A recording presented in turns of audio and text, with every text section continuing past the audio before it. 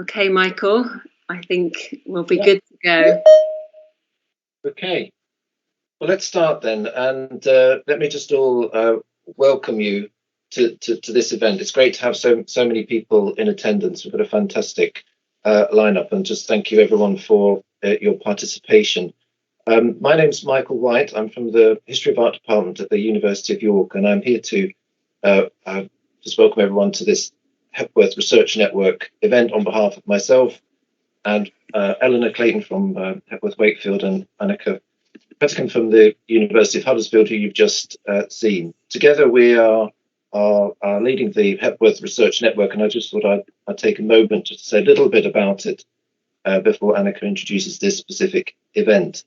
The network got underway in an unforgettable date of March 2020. Remarkably, this is actually now our fourth event after our launch then. We've had separate events actually on Hepworth and photography, and the last one looking very specifically at one particular work, turning forms and its conservation. The purpose of the network, through its initial funded phase by the Arts and Humanities Research Council, is to use the extraordinary resources of the Hepworth, Wakefield and related collections. That includes artworks and preparatory works, archive, tools, documents, library, a whole range of things to get a fuller understanding of sculptural processes. There are sort of four main constituencies in the network. There are art historians, there are curators, conservators and artists, and it's really on the latter that we're going to focus today. We discovered early on that actually rarely do these groups get enough time to talk to each other, and it's really important for us actually to get input from makers. That's become very kind of crucial to our endeavour.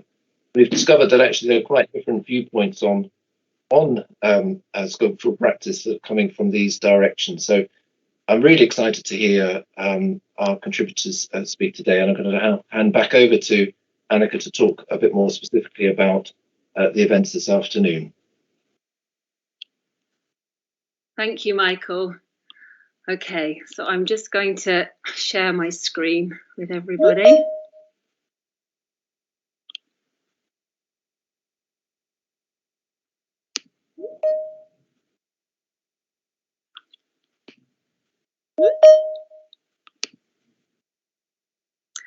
Okay, so I'm delighted to welcome our artists and audience to this international symposium, Contemporary Artists and Barbara Hepworth. The aim of this symposium is to explore the material practices of our selected artists and to allow them to make connections between their work and Hepworth's oeuvre. The six artists, Emii Alrai, Eleanor Duffin, Nwando Ebizie, Hannah Leighton-Boyce, Olivia Louvel, and Elizabeth Price, have been invited to consider some aspects of their work and artistic process in the light of the symposium's themes, Still Moving and Tension Void. In order to introduce the artists' talks, I want to briefly reflect on these paired oppositions in relation to Hepworth's work and thinking. Hepworth considered sculpture as a way of inhabiting the body, of exploring human relations to the object world, and of discovering and expressing important principles of life. For her, sculpture requires movement and reveals the kinetic energy that underpins our embodied relationship with the world around us. Hepworth thought of the sculptor's body as a sensing form in action. Her body's relationship to the world and her material reflected the cooperative roles she attributed to her working hands when writing in 1971, she argued, "My left hand is my thinking hand. The right is only a motor hand. This holds the hammer. The left hand, the thinking hand, must be relaxed, sensitive. The rhythms of thought pass through the fingers and grip of this hand into the stone. It is also a listening hand. It listens for basic weaknesses, of flaws in the stone, for the possibility of imminence of fractures." Hepworth claims here reveal her conception of sculptural thinking as a process which requires both mental energy and bodily strength. Although she works with a hammer, her transformation of material requires delicacy. Hepworth's thinking hand is relaxed and sensitive. It inquires and it listens. And her hand's contact with the stone both senses and transmits a rhythm of thought. This rhythm arises from the coordination of her hand's sensitivity and strength, but also from the basic qualities of stone. As an artist, she works with weaknesses or flaws in the stone, the imminence of fractures. The achieved form of the finished work owes its possibility to stone's potential to yield its solid, motionless density to the delicate inquiries of the sculptor's hammer. Hepworth is lucidly clear when weighing up how bodily and mental energy and the formal possibilities of her material enable her to make sculpture. Exacting know-how and intuition vie for dominance as she works. She spoke of attaining an understanding, almost a persuasion, in relation to her materials. Expertise, embodied knowledge, and intuition guided her processes, and they shaped the material with which she worked. Her rich sense of the subjective material with which she worked, her rich sense of the subjective work of the artist finds its complement in her openness to how all matter serves as an invitation to sculptural expression. Full sculptural expression is spatial. It is the three-dimensional realization of an idea, either by mass or by space construction. The materials for sculpture are unlimited in their variety of quality, tenseness, and aliveness.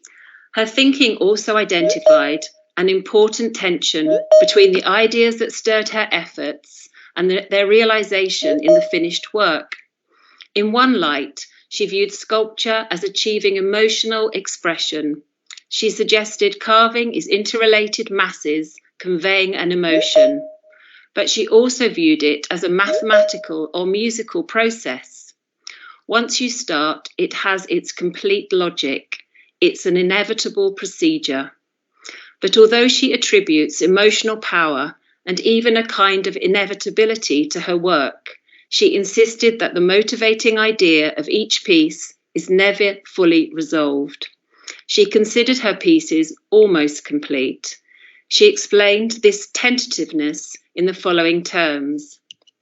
I say almost because the really important thing seems to be the sculptor's ability to let his intuition guide him over the gap between conception and realization without compromising the integrity of the original idea. The point being that the material has vitality. It resists and makes demands. For Hepworth, sculpture is a discipline that reveres the vitality of matter. She felt it kept her close to the deep and mysterious relationship between touch and life. She remarked in 1959, sculpture communicates an immediate sense of life. You can feel the pulse of it. It is perceived above all by the sense of touch, which is our earliest sensation, and touch gives us a sense of living contact and security. That has nothing to do with the question of perfection or harmony or purity or escapism. It lies far deeper. It is the primitive instinct which allows man to live fully with all his perceptions, active and alert, and in the calm acceptance of the balance of life and death. In its insistence on elementary values, sculpture is perhaps more important today than before, because life's continuity is threatened, and this has given us a sense of unbalance. Perhaps the deepest tension in Hepworth's work is the tension between life and death. However, she speaks with a very direct confidence in a living sense of touch. It invites a calm acceptance of the relationship between our earliest sensation and the loss of all sensation in death. The sense of living contact and security which touch communicates and which Hepworth trusted so deeply enabled her to simultaneously assume absolute control of her art and also to lose her identity in the material with which she worked. As she said, from the sculptor's point of view, one can either be the spectator of the object or the object itself.